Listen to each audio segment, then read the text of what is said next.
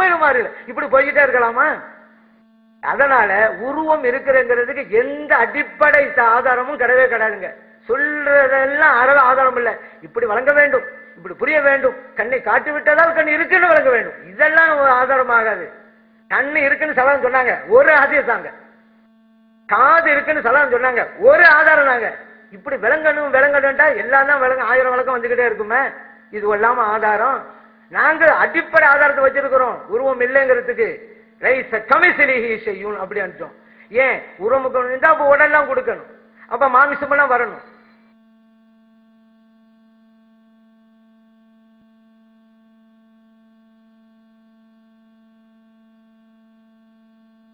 சகோதரர்களே, ஆதம் அலைஹிஸ்ஸலாத்தை நிறைய விஷயம் சொன்ன ஒண்ணுக்கு பதில் சொல்ல ஆதம் அலைஹிஸ்ஸலாத்தை மட்டும் சொல்லியிருக்கிறாங்க. ஆதம் அலைஹிஸ்ஸலாத்தை 60 முழம் நீளம் உள்ளவராக அல்லாஹ் படைச்சான்னு வருது. அப்ப அல்லாஹ்வுடைய அளவு 60 முழமா அப்படின்னு கேட்டு அந்த அர்த்தம் தப்புன்னு சொல்ல வர்றாரு. இப்ப நம்ம ஷேக் அப்துல்லா அவர் பாஸ்போர்ட் எடுத்து பார்த்தீங்கன்னா அவர் போட்டோவில் இருக்கும் அவர் வடிவம். அப்ப அது 5 அடியாது.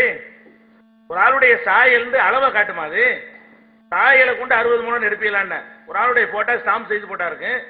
அந்த ஸ்டாம்ப் சைஸ் போட்டா யாருன்னு கேட்டா இவர் தான் சொல்லுவோம். இல்ல இவர் 6 அடி இருக்காரு, இவர் 1/2 இன்ச்சு தான் இருக்குன்னு சொல்ல முடியுமா? சாயலை சொல்றதுக்கு போது என் அளவை கொண்டு பிக்ஸ் பண்றீங்கல்ல. அல்லாஹ் ரசூல் ஸல்லல்லாஹு அலைஹி வஸல்லம் சாயல் தானே சொன்னாங்க, 60 முழம் இருக்கணுமான்ற அளவையும் சேர்த்தா சொன்னாங்க. அவனுடைய சூரத்திலையும் ஒத்துகுலிகி அந்த நீளத்திலையும் அல்லாஹ் படைச்சானா அந்த மாதிரி சொல்லுங்க. வடிவத்தில் தான் படைச்சிருக்கான். சாயல் தான் மனிதனுக்கு அல்லாஹ் தன் சாயலை கொடுத்திருக்கானே தவிர உயரத்துல கொடுக்கல. அந்த பெருமானை பத்தி நமக்கு சொல்லப்படவில்லை. அந்த ஆன்சர் தப்பு. அதுக்கடுத்து என்னன்னு கேட்டா இன்னும் சொல்ல போனா அது இன்னொரு பயங்கர தத்துவம். அவருடைய வடிவம் ஏன் சொன்னாங்க தெரியுமா? இந்த டார்வின் என்ன செஞ்சுட்டான், அது குரங்குல இருந்து வந்தான்னு சொன்னான்ல, அதை மாத்துறதுக்காக எல்லாம் என்ன பண்றான், அதுக்கு விஞ்ஞானத்தை சொல்லுது அப்படிங்கிற ஒரு பயங்கர தத்துவத்தை சொல்றாங்க. இது அல்லாஹ்வுடைய ரசூல் அழகா என்ன செய்யறாங்க, இதா காத்தல அகதுக்கும் 2 இடத்துல இதை சொல்றாங்க, 2 சந்தர்ப்பத்துல. ஒரு சந்தர்ப்பம் என்ன, இதா காத்தல அகதுக்கும் உங்கள யாராவது ஒருத்தர் சண்டை போட்டீங்கன்னா, சண்டை செய்யக்கூடிய நேரத்துல புல் எஜித்தனிபில் வச்சிக முகத்துல அடிக்காம தவிர்த்துக்கிறங்க. ஏன்னா இன்னல்லாஹ் ஹலக ஆதம அலா சூரத்திஹி, ஆதம் அலைஹிஸ்ஸலாத்தை அவன் வடிவத்துல படைச்சிருக்கிறான்.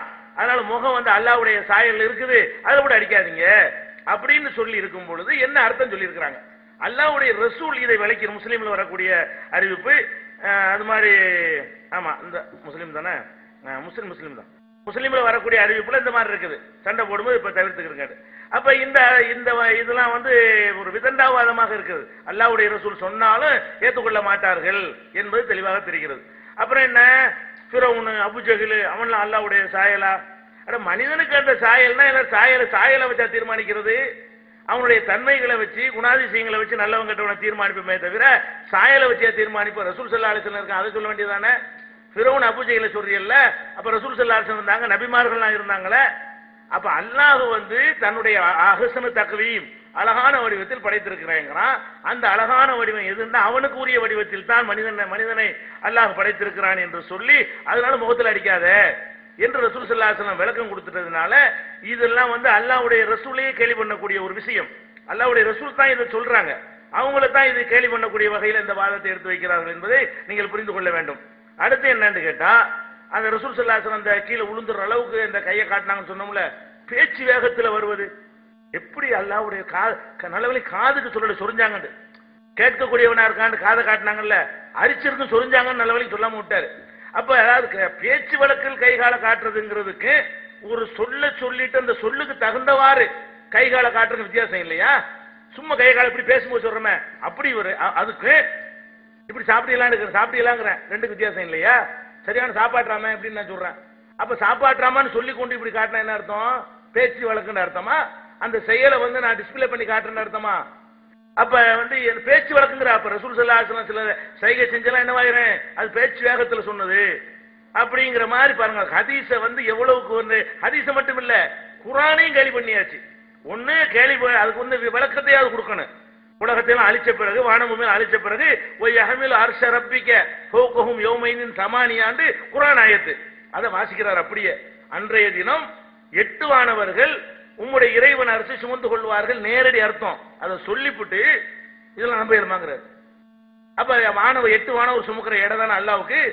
அப்படின்னு சொல்லிட்டு யார கேள்வி கேட்டாவது? இப்ப அல்லாஹ் கிறுக்கனாக்கியாவது 8 மாணவர்கள் சுமப்பார்கள் நானா சொன்னேன், நீங்களா சொன்னீங்க, இமாம்களா சொன்னாங்க, பெரியார்களா சொன்னாங்க. அல்லாஹ் சொல்றான் அந்த வசனத்தை வாசித்து மூலத்தோட அர்த்தத்தையும் செய்துவிட்டு அல்லாஹ் கிறுக்குத்தனமா சொல்லிவிட்டாங்கிறார். அப்ப இது என்ன? இது அல்லாஹ் ரசூலுக்கு உங்களுடைய வெயிட் என்ன? உருவம் இல்லைன்னு சொன்ன ஆட்கள் இப்படிதான் போய் நான் பார்த்திருக்கிறேன். உருவம் இல்லைன்னு சொன்ன உடனே என்னவாயிரு? அல்லாஹ் ஒண்ணும் இல்ல, அவனுக்கு எதுக்கு பயப்படணும், அவனுக்கு மரியாதை கொடுக்கணுங்கிற மாதிரி அல்லாஹ் கொண்டு தள்ளிடுறான் இருக்கிறத மறுக்கிறதுனால. அவனை உரிய விதத்தில் அதே மாதிரி லைசக்கமிதலி திருப்பி அவனை போல் எதுவும் இல்லை. எந்த ஆயுதம் முறிஞ்சி உளுந்துருச்சோ, எந்த ஆயுதத்துல கேள்வி கேட்டு பதில் சொல்ல முடியும் அந்த ஆயுதத்தை தூக்கிட்டு வர்றாரு.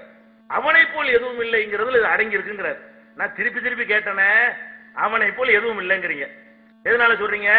உருவம் இருந்தா, உருவம் அல்லாவுக்கு உருவம் இருந்து நமக்கு உருவம் இருந்துச்சுன்னு சொன்னா அவனை போல் எதுவும் இல்லைங்கிறதுக்கு முரணா வரும்ங்கிறீங்க. நான் ஒரு கேள்வி கேட்டேன்ல, உருவம் உள்ள பொருள்களும் உலகத்தில் இருக்கிறது, உருவம் இல்லாத பொருள்களும் உலகத்தில் இருக்கிறது. அப்ப உருவம் இல்லைன்னு நீங்க இறைவனை சொன்னீர்களே, ஆனால் உருவம் இல்லாத பொருளோட ஒப்பிட்டுட்டீங்க, காற்றை போல இறைவனை ஆக்கி விட்டீர்கள். அப்பவும் லைசக மிசிலி செய்வோம் முரண்படுதுன்றன. அதுக்கு ஆன்சர் இதுன்னு சொன்னீங்களா? சொல்லிவிட்டு திருப்பி அதை சொல்லணும். ஒரு வாய் அதுக்கு தொடர்ந்து பதில் சொல்ல முடியல. மறுபடியும் லைசக மிசிலி எப்படிப்பட்ட சாமான் தெரியுமாங்கிற சரியான வசனம் தான் அது. நீங்க செய்யற மாதிரி உலர்களுக்குரிய வசனம் இல்ல அது. அது அர்த்தபுஷ்டியான வசனம். உருவம் இருக்கு என்று சொல்லிக் கொண்டே அவனை போன்று இல்லை என்று சொல்லலாம். அவனுக்கு காது இருக்கு என்று சொல்லிக் கொண்டே அது நம்முடைய காதை போல இல்லை என்று சொல்லலாம். அவனுக்கு பார்வை இருக்கு, கண் இருக்கு என்று சொல்லிக் கொண்டே நம்முடைய கண்ணை போல இல்லை என்று சொல்லலாம். இதுல ஒரு பெரிய முரணே கிடையாது. நீங்க சொல்ற மாதிரி அந்த லைசக மிதிலினால உருவம் இல்லைன்னு நீங்க சொல்ல வந்தீர்களே, ஆனால் அப்ப உருவமற்றவன் நீ சொன்னால் உருவமற்ற பொருள் உலகத்தில் இருக்கா இல்லையா? அப்ப அல்லாஹ் உருவமற்றவன், காற்றும் உருவமற்றது, ரெண்டையும் ஒன்னாக்கிட்டீங்க நாங்க சொல்லலாம்ல. இதுக்கு என்ன பதில் கேட்டனே? நிறைய பண்புகளை சொல்லி கேட்டனே, ஒண்ணுக்கும் ஆன்சர் இல்ல. மறுபடியும் லைசக மிதிலி செய்யும் சொல்லி குர்ஆன் வசனத்தை பொருத்தமற்ற இடத்தில் திருப்பி பயன்படுத்தி கொண்டிருக்கிறது நம்ம பார்க்கிறோம். அடுத்து அந்த தஜ்ஜால் விஷயம் கேட்டன்ல, அதுக்கு கண்ணு இல்லைன்ற அர்த்தம் தான் வரும். எப்படி வரும்? அல்லாஹ் அதான் கண்ணு குருடேங்கிறத சொல்லிவிட்டு அது இல்லைன்னா குருட்டுத்தனம் இல்லைன்னு அர்த்தம் வருமா? கண்ணை இல்லைன்னு அர்த்தம் வருமா?